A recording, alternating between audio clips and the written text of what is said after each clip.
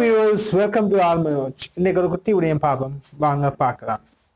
Present perfect tense எப்படி இருக்கும்னு உங்களுக்கு தெரியும், ஆல்ரெடி நான் உங்களுக்கு படிப்பிச்சிட்டேன்.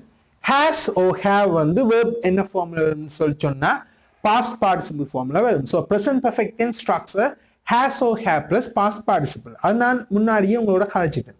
இப்போ நாங்க என்ன பார்க்க போறோம்னு சொல்லி சொன்னா இந்த present perfect tense நாங்க எங்கெல்லாம் யூஸ் பண்ணுவோம்னு பார்ப்போம் வாங்க. பாருங்க, use number 1. We use present perfect to talk about something which started in the past and continues up to the present, right?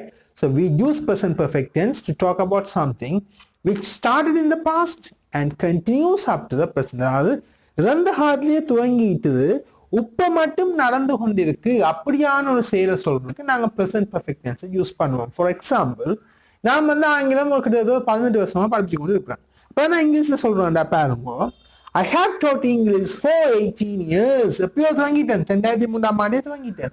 இப்ப மட்டும் நடந்து கொண்டு இருக்குது. ஸோ இப்படியான சந்தர்ப்பத்தில் நாங்கள் என்ன டென்ஸ் யூஸ் பண்ணுவோம்டா, ப்ரெசன்ட் பெர்ஃபெக்ட் டென்ஸ் யூஸ் பண்ணுவோம். பாருங்க, நான் ஆங்கிலம் படிக்க துவங்கினா இப்போ 2003 பட் இப்போ மட்டும் நான் படிச்சு கொண்டு இருக்கிறேன், ரைட்? ஸோ எவ்வளவு காலமாக நாங்கள் ஒரு செயலை செய்து வந்திருக்கிறோம் என்று சொல்றதுக்கு நாங்கள் யூஸ் பண்ணி இனியும் தொடர்ந்து நடக்கும், சரியா? Possibly it can happen in the future as well, right? இப்போ பாருங்க, இங்க 2 வேர்ட்ஸ் யூஸ் பண்ணுவோம். since matter 4. since பாவிச்சு எப்ப இருந்துன்னு சொல்லுவோம். so I have taught English since 2003. 2003ல இருந்து நான் ஆங்கிலம் படிச்சிட்டேன். 4 பாவிச்சா எவ்வளவு காலமாக, so for period of time and since point of time. இந்த 2 வேர்ட்ஸையும் நாங்க யூஸ் பண்ணுவோம். இங்க வந்து ஃபோக்கஸ் என்னது இருக்கும்டா, how long or how far an action has happened. எவ்வளவு காலமா ஒரு செயல் நடந்துட்டு இந்த ஃபோக்கஸ் பண்ணி சொல்றதுக்கு நாங்க இந்த டென்ஸை இதுல யூஸ் பண்ணுவோம். For example, she has worked in London for 6 years.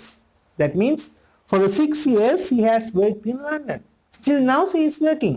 Now also she is working. Then future also she will work there, right? அப்ப அவள் கடந்த 6 வருடங்களாக லண்டன்ல வேலை செய்து விட்டாள், right? Ravi and Mala has been married for 20 years. So ரவியும் மாலாவும் 20 வருடங்களாக என்ன செய்யணும், மேரி வண்டி இருக்கணும். இப்பவும் ஒன்றாத்தான் இருக்கிறோம், இனியும் ஃபியூச்சர்லயும் தொடர்ந்து கப்புள்ஸா இருப்பினும். ஸோ அந்த செயல் தொடர்ந்தும் நடக்கும், ரைட்?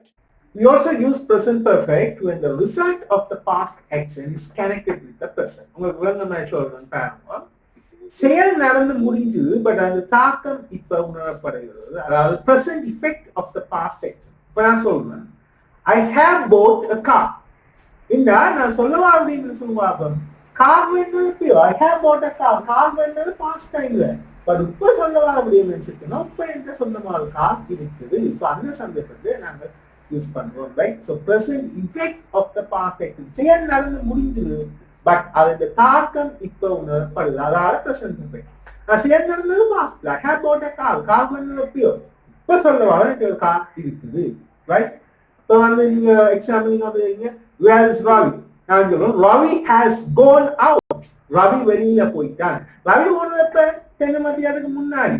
ஆனா இப்ப நான் சொல்லவா அப்படின்னு சொல்லுவோம். அப்ப இப்ப ரவி இங்க இல்ல. அப்ப செயல் நடந்து முடிஞ்சது, அந்த தாக்கம் இப்ப ரவி இங்க இல்ல, right? So the result of the past action is connected with the present. இறந்த காலத்தில் நடந்த செயலின் விளைவு நிகழ்காலத்தோடு சம்பந்தப்பட்டு இருக்குது. The taxi has arrived. Taxi வந்து 5 நிமிஷத்துக்கு முன்னாடி, பட் இப்ப சொல்லவா அப்படின்னு சொன்னா இந்த வாசல்ல டாக்ஸி நிக்குது, right? We have cleaned the flat. Flat clean பண்ணனே காணாம, பட் இப்ப சொல்லவா அப்படின்னு இப்ப ஃபிளட் வந்து க்ளீனா இருக்கு. So this is use number 2 of present perfect tense.